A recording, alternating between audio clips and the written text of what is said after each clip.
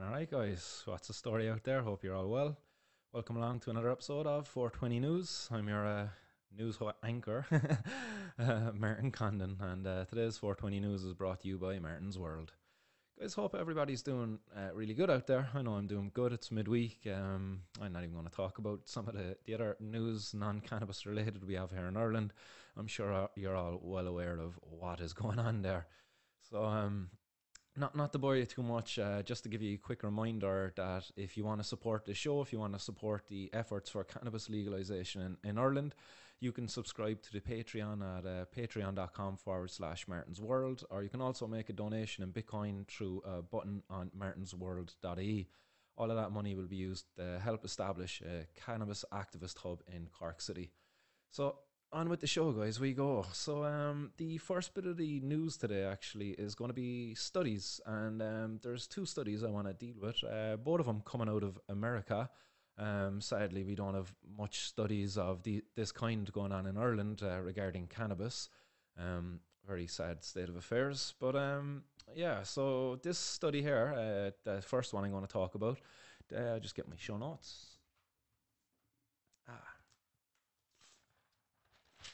So this study here, as you can see, it's called Cannabis Sativa Extracts Protect LDL from Copper Mediated Oxidation.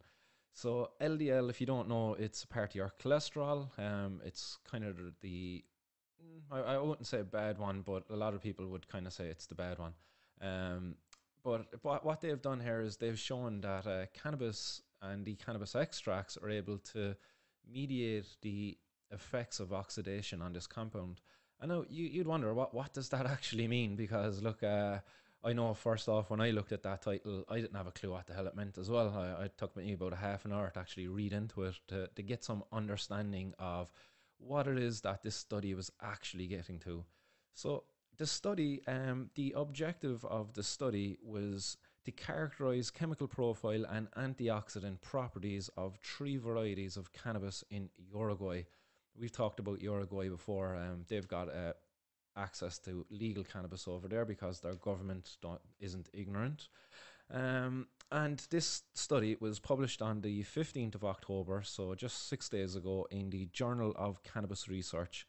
The lead author was Lenore Thompson, and yeah, what they were aiming to do was to look at ways in which they can come up with therapies for arteriosclerosis. So arteriosclerosis, here you go. So what you see here is two veins, one on the left which has a non-restricted blood flow, and the one on the right which you can see has all of these white dots built up all around them.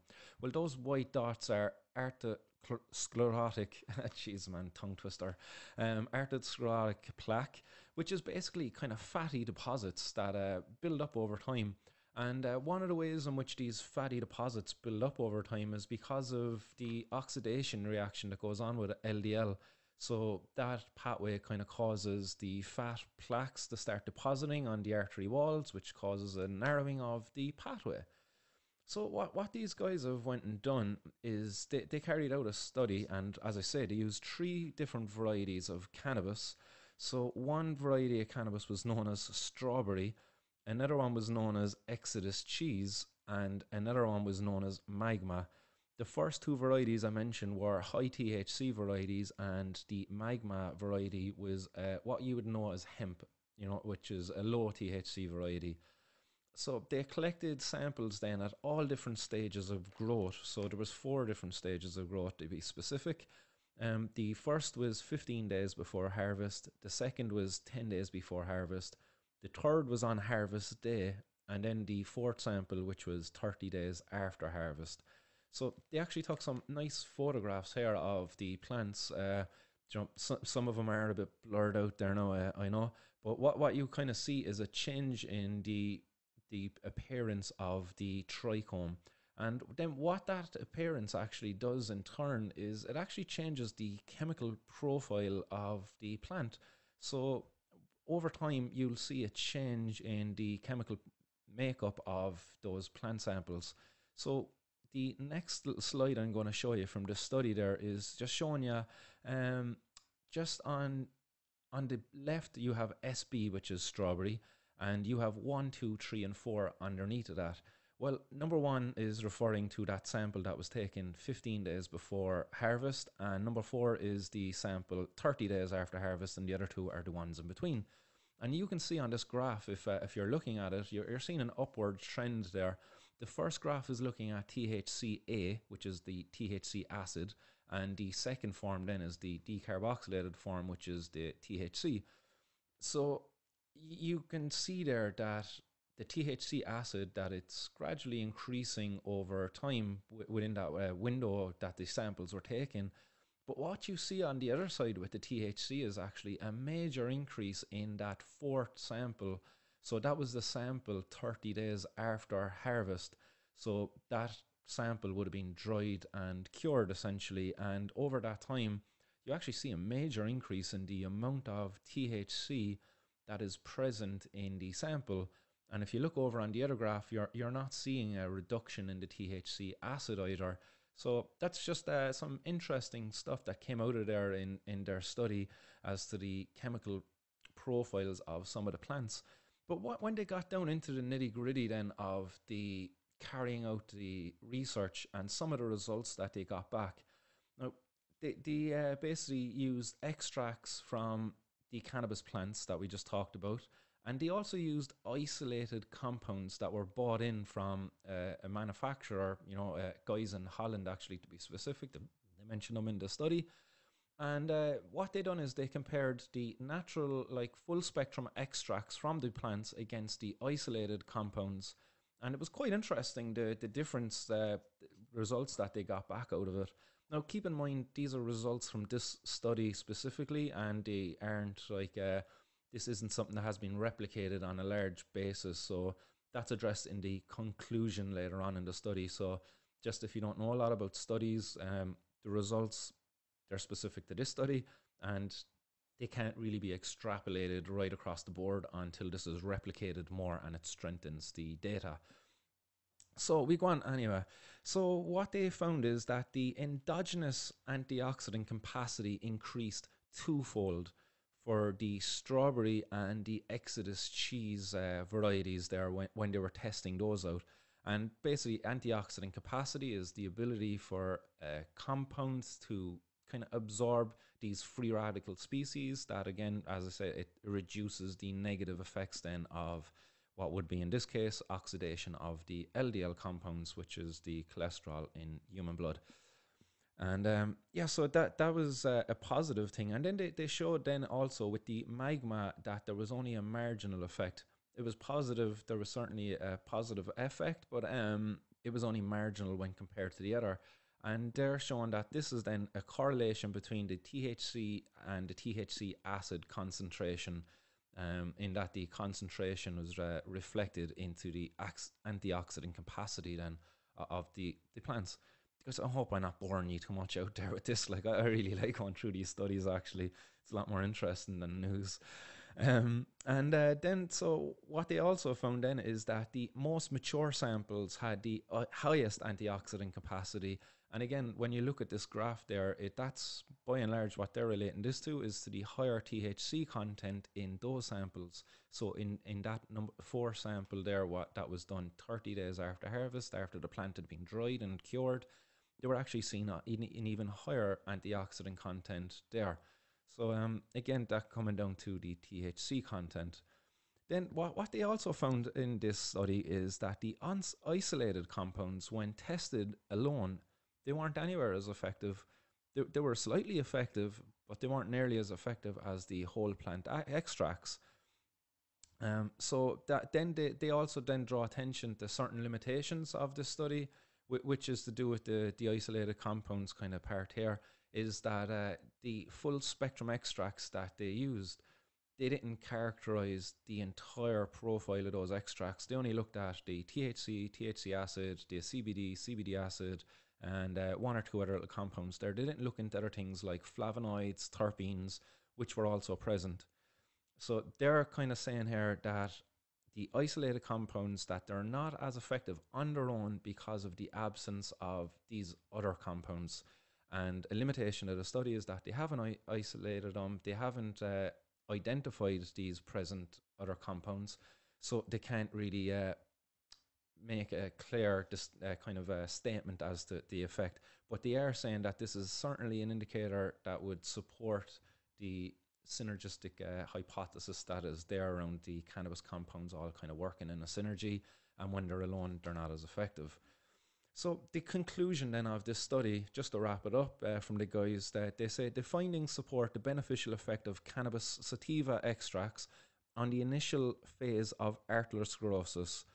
Since isolated cannabis compounds were less effective in preventing LDL oxidation, a synergistic effect between the diverse array of phytochemicals present in the whole extracts. This supports the entourage effect hypothesis and also the therapeutic use of cannabis extracts. So that's quite a very good study. I thought that it was worth sharing with yourselves there. Because I know in Ireland, actually, we do have a bit of a problem with arteriosclerosis and heart issues and things like that. So be a very interesting one to see. These guys are talking about using cannabis and cannabis compounds in supplementary form. In the study, they kind of give indication that the doses that would be needed for the therapeutic response would actually be sub-psychotropic doses. So in other words, they wouldn't really get you high, because there's such a small amount needed because of the powerful nature of these compounds. And it's not the THC that's actually doing the work as such.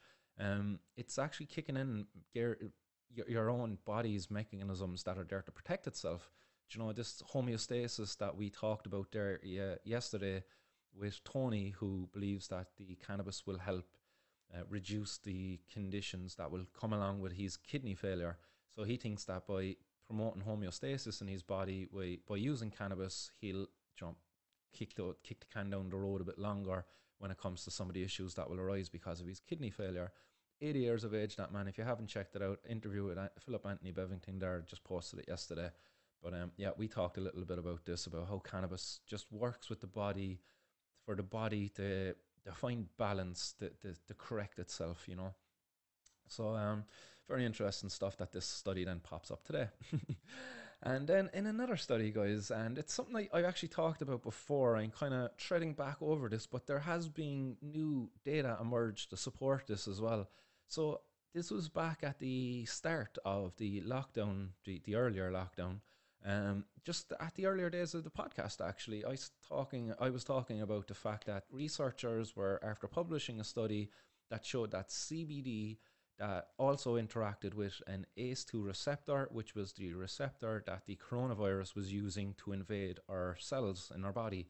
So by having CBD in our body, occupying these cells, the availability of the receptors was lowered, and therefore reducing the risk of you being infected by the virus. So it was a very interesting study, I thought, and I reported on it back then.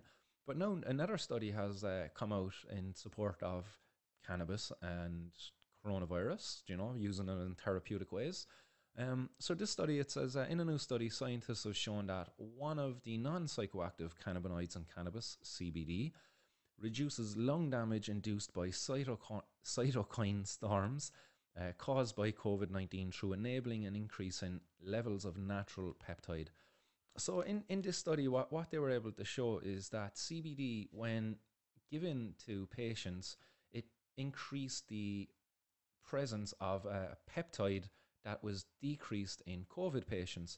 This peptide is known as apelin, APELIN, apelin, and that is low in COVID patients, and when patients are administered with some CBD, it brings up the levels, which is very interesting. This apelin is responsible for inflammation, so it reduces inflammation in the human body, so it's a part of our defense mechanisms. Our body is supposed to produce this stuff in order to reduce inflammation where it's needed. And that also works hand in hand with the ACE2 receptor, interestingly, as well. So the apelin and the ACE2 receptor work hand in hand in the lungs to reduce it relaxes the lungs, and it also reduces blood pressure. So what happens there when you don't have CBD? Your apelin levels go low, and inflammation kicks up, and your breathing gets all sorts out of whack. Your blood pressure goes out of whack, and you can have some serious adverse effects. So one of these adverse effects is caused by when the coronavirus interacts with the ACE2 receptor, it releases another compound known as angiotensin.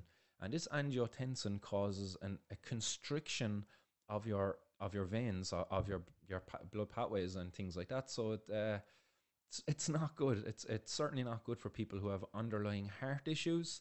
So just be forewarned on that one, and maybe have some CBD drops in your cupboard as a nice little preventative for the coronavirus. You can never be too safe these days. They say wear your mask, they say wash your hands, but now I'm saying possibly take some CBD. You can't be, just better safe than sorry. Better safe than sorry. That's all I'll say. And again, shame on any policymakers out there keeping this bloody thing illegal, keeping it out of the hands of the researchers doing this research. A lot of stigma there for these researchers. So this study there was published on recently, anyway. I don't have a date for it, but it was published in the Journal of Cellular and Molecular Medicine. And that comes from scientists from the Dental College of Georgia and the Medical College of Georgia. And in the study, they shown that CBD can improve oxygen levels, reduce inflammation, reduce physical lung damage from adult respiratory distress syndrome, ARDS. So there you go, guys. Very positive stuff there in terms of studies coming out for cannabis and cannabis therapies. Hopefully the regulators here in Ireland will take note of this and maybe put this into the next recommendations they make when it comes to dealing and living with the coronavirus. So onwards we go. Oh yeah, here we go, guys. And the next item it's going to bring us a bit closer to home. It's bringing us up to Northern Ireland.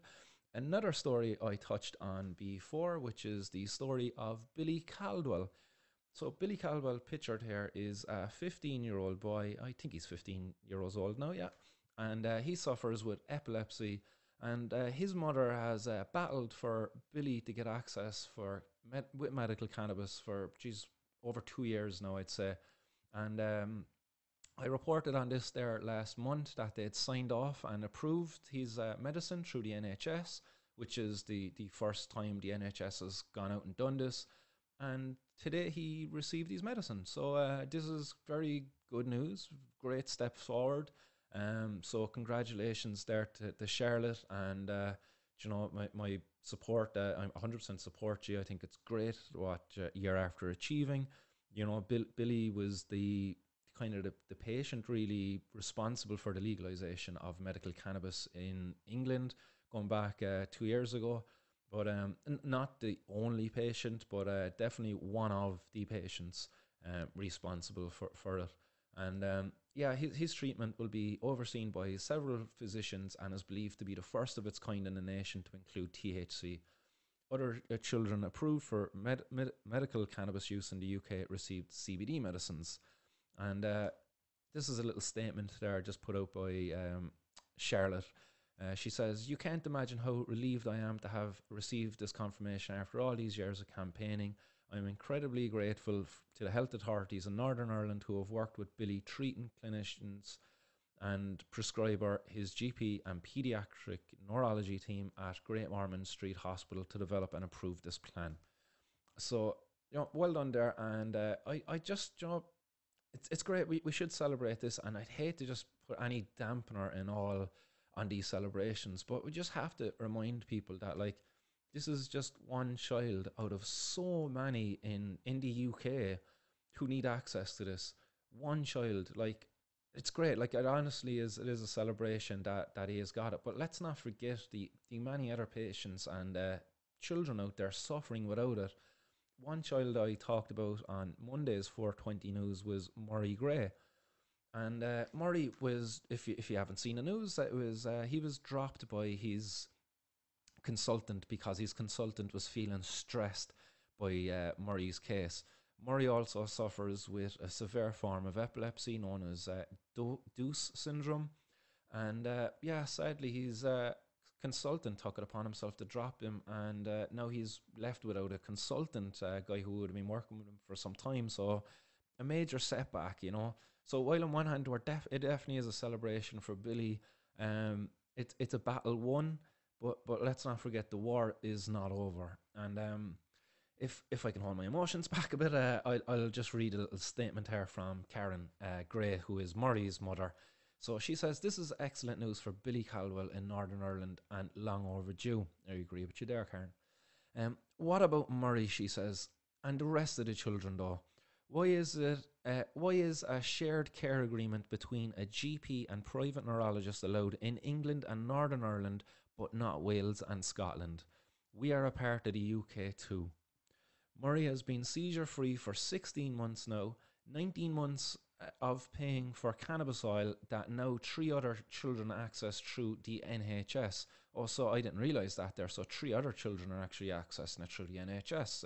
Thanks for informing me there, Karen. Can't tell you absolutely sick and tired of this I am. Billy's GP called to inform me that a shared care plan has been drawn up and I attended surgery to sign it. This care plan is one that will allow him to receive his prescribed cannabis-based medicine in the NHS. So that was just a little post there put up by Karen. Just to remind people, you know, while this is a battle won and a very good one too, you know, it's incredible that Billy's after coming all this way and now has access to it through the NHS. But we have a long way to go yet, still, guys, in this war. Let's not forget there was a war where drugs started in the 1930s that saw cannabis removed from the professionals, saw it removed from the scriptures out there, you know, the herbal pharmacopoeias. Like, check it up if you want, if you don't believe me. Cannabis was removed from the American herbal pharmacopoeia, and it was also removed from the British herbal pharmacopoeia. And you wonder why they tell us then we have no evidence to support its use. Despite that, like, well done to all those study authors that I was talking about earlier too, who are getting all this information out there and supporting patients getting access to this medicine.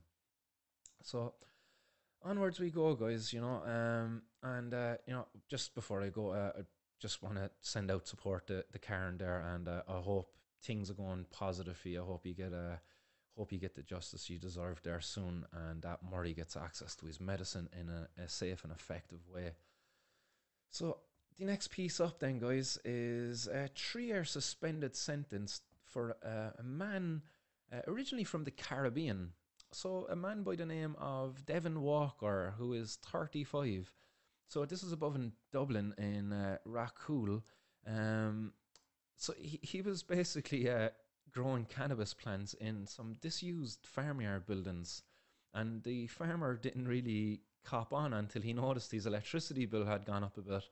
When his electricity bill went up a bit, the farmer got on to the cops, and the cops came down, watched the place, and seen your man Devin Walker coming out of the shed with a bucket of water. And apparently he seen the cops and ran back into the shed. And the cops went in and found him inside there with 3 grow tents that had 140 cannabis plants inside of them. A lot of cannabis plants, you know. But Devin luckily got a 3-year suspended sentence for this. This was a case going back to November 26th, 2018. And yeah, so when you look at that, actually almost 2 years now to the day from when he got caught to when he was sentenced. And the judge has given him a 3-year suspended sentence. So 3 years suspended in full. Quite a waste of time, to be honest, by the judiciary. Like, why bother pursue these cases? Waste all of this time, money and resources only to give a man a 3-year suspended sentence. No, I'm not saying that I don't support. I don't think he should got anything. But like, it's like if he committed a crime and he done something wrong, like, why are we giving people suspended sentences? It's a complete joke. One of the reasons, obviously, he got a suspended sentence in this case is because his solicitor brought up that he wasn't the main player in this organization or in this operation. So he was only at the lowest of the levels. He was effectively the caretaker or the gardener in the operation and wasn't going to be the main benefactor. the judge accepted this argument from the defendant, and he gave him the 3-year suspended sentence. So I don't know, it's 140 plants. That's I don't know how much that's worth actually. 140 by 800. Give me a second, calculator. Da, da, da. 800 by 140. 112,000. So there you go, 112,000 euro worth of cannabis plants, and he got a 3-year suspended sentence. So to anybody out there worried about upcoming court cases around growing cannabis, this guy gets suspended sentences for growing 140 of them. Guys, we're going back into a lockdown tonight, and I didn't want to talk about it, but seriously, what time is it? That your grow shops are still open, guys. Get on the phone, ring them, order yourself a small ballast, a tent, a carbon filter, a fan, and pots, soil, seeds. Do it, like, seriously, what are you waiting for? It's a fucking no-brainer. You're going to be left without again very soon, because the whole supply is going to be messed up again. And honestly, growing cannabis is probably one of the greatest hobbies you can get into if you're a cannabis consumer and a person who enjoys cannabis a lot. So yeah, that's something you should definitely do. It's 4:45 right now, guys. So I know 1 or 2 of the grow shops in Cork City are open until 7, possibly 6. So make a phone call. I'm sure if you ring them and explain the situation, they might hang around for you a bit longer, because they're closed tonight at 12 for good for a while. Some of them might do delivery services and all of that too. You can get online too, but definitely, guys, get out there, start growing your own, for fuck's sake. We need more people to be doing it. There's when I worked in the grow shop, all I can say is that if the cops were to raid a house every day, a grow house every day, they would be raiding them for the next 5 years and then some, because there's so many people out there right now, just even in County Cork alone, just in County Cork alone, it would keep the guards busy for the next couple of years, because there's so many people out there just keeping their head down, saying nothing, growing 1 or 2 plants every maybe 2 or 3 months, and they're quite content, quite happy, not having to be out there participating, supporting the Kinahans and the triads and all of these paramilitary scumbags that are out there doing this kind of carry on. You know, I wonder, was this guy actually caught up in a bit of human trafficking, or what the crack was, because he's coming over from Birmingham and he was only in the country for 2 to 3 months too. So you wonder what the story was. A guy coming from a Caribbean background, living in Birmingham, and then operating a cannabis grow room, or grow factory, whatever you want to call it, in Ireland. Yeah, you have to wonder what the real situation was there.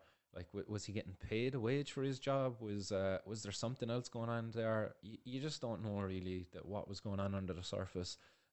It's definitely an indicator that we need to have proper regulations in place so that we can support staff like this and have them paid a good bloody wage, and make sure there's no human trafficking going on in the background of the cannabis growing world. So onwards we go, guys. The next piece of news is bringing us to Dublin, and up in Dublin there again. This is in Clondalk in Dublin, and what we see here in the pictures is 80,000 euro in cash. Don't think I've ever had that much cash before. Wouldn't mind it myself, to be honest. But the cops stopped and searched the car as part of an ongoing investigation into organised crime in the area. So they're aware of these guys. They're watching them moving about, and they stopped them. They searched them. They found 80 grand in cash, and they found 800,000 euro worth of cannabis. That's 40 kilos of cannabis. So yeah, the community wept a little bit. That's a lot of cannabis, like, not going to be getting to the streets. Now, as I say, I don't really like to support big organised crime gangs and what have you. Like, I don't know if these guys aren't nice guys or what, or if they paid their workers a fair wage. But this is quite a big operation. 40 kilos of cannabis, that's not a small amount, and 80,000 euro in cash. That's not a small bundle of cash either, you know. It's definitely not your mom and pop operation. There are, your buddy sorting out a few boys with a few bags out of his ounce.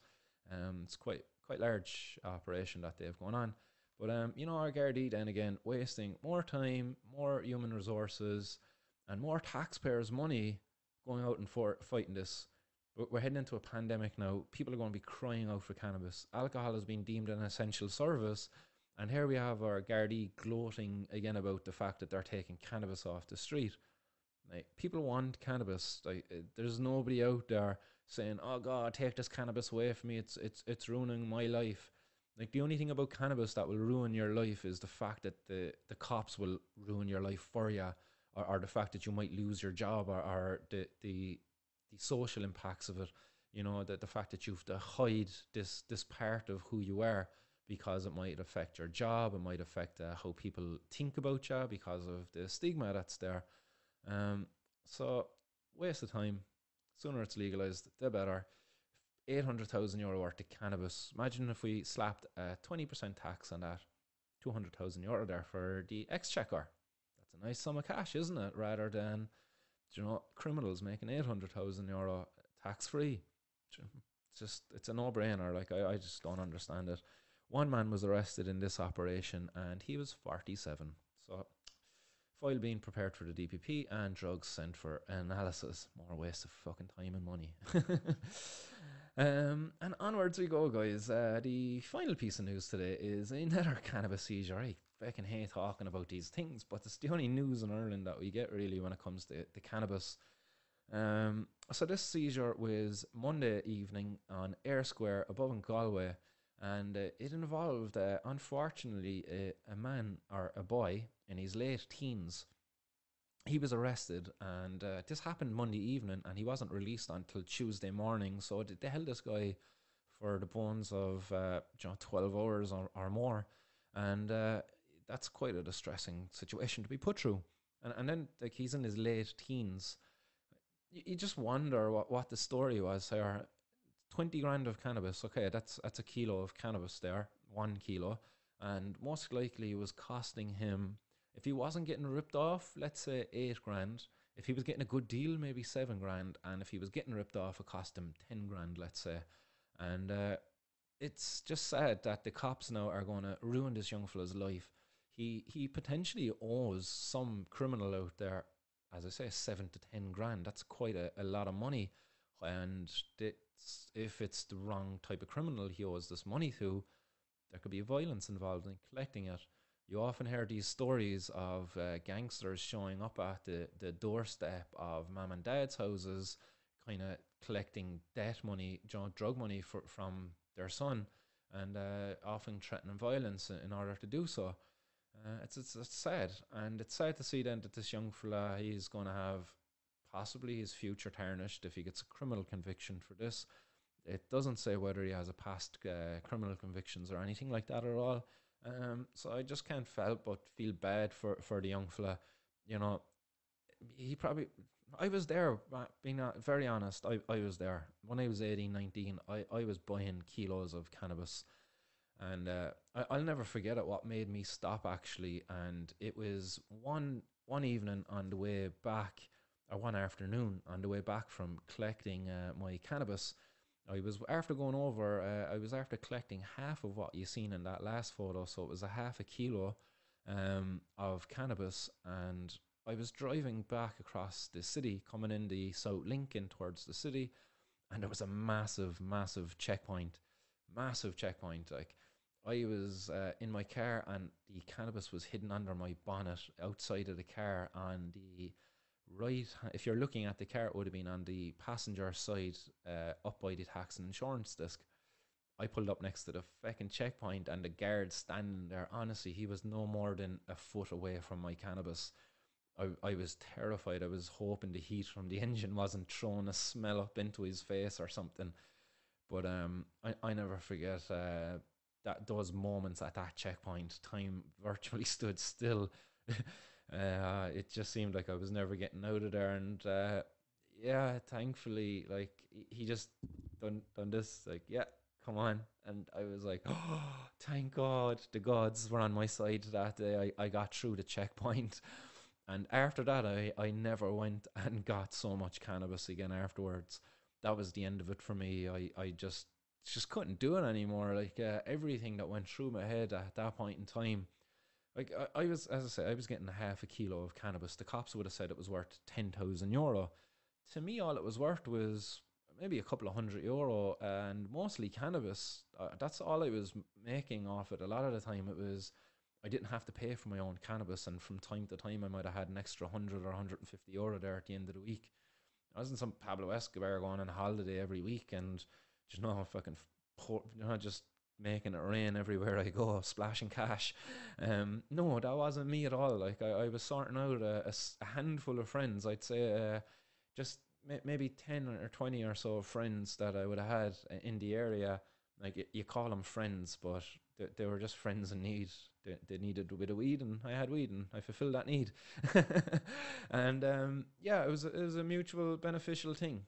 I didn't really want to be paying for cannabis. I liked having a consistent supply of cannabis, and selling cannabis allowed me to have a consistent supply, and also not to have to pay for it.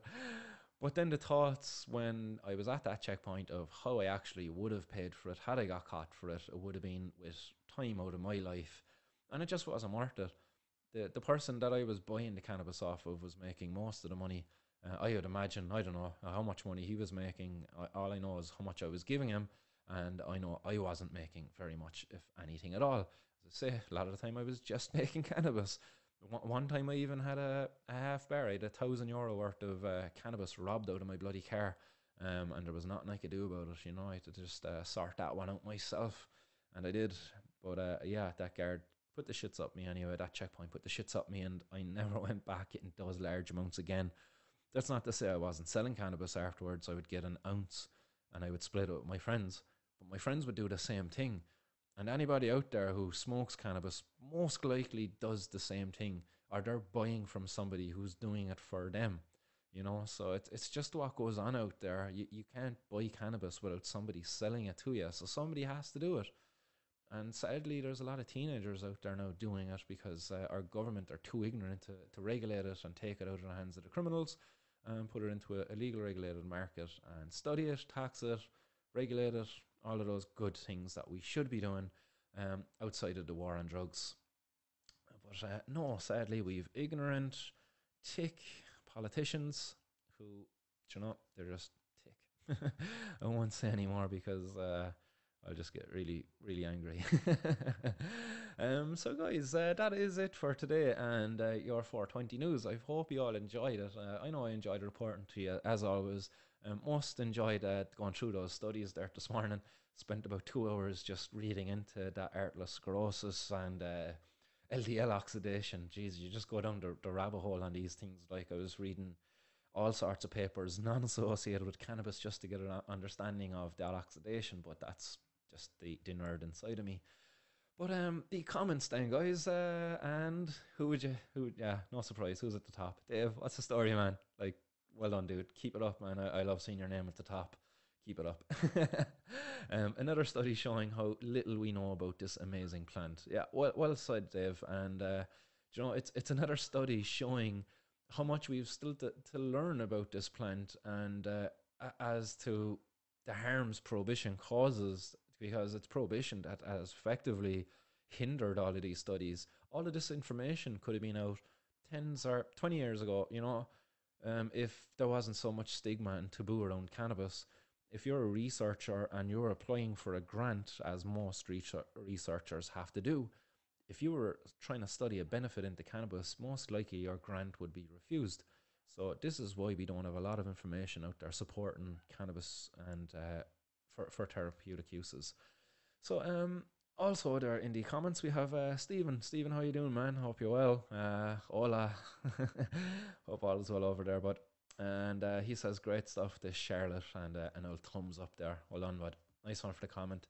And Noel Murphy commented there as well. He's saying, who is he after tattling on for the judge to believe he wasn't the main player? Great show, you're making some difference. Thanks, Noel, for that. Yeah, you see, as I say, there's definitely something deeper going on in that story. That maybe there's something going on that we don't know. Maybe he was growing it for the cop. Maybe, who knows? You don't know. You just really don't know what was going on. And who do we have here? Jack O'Kina, herbalist, high grade specialist. Yeah, man, nice one for the comment, bud. Appreciate it. And Teresa O'Connell is saying your volume is a little low. Sorry about that, Teresa. That's me. I'd be moving in and out from the camera. Apology, or from the camera, the microphone. So apologies on that. I'll try to stay closer in future. And Dave also says, thought the last time you got lots. Oh, thought the last time you got lost. You lost some to travelers in Elaine. Yeah, thought the last time you got lost, you lost some to yeah, sorry man, I got brain warped there and that. So you said thought the last time you got lots, you lost some in to travelers on a lane. Yeah, you're bang on. That was the €1,000 worth of cannabis that was taken from my car. My back window smashed in as I was spinning the wheels, taking off like kind of movie stuff, like very exciting and terrifying at the same time.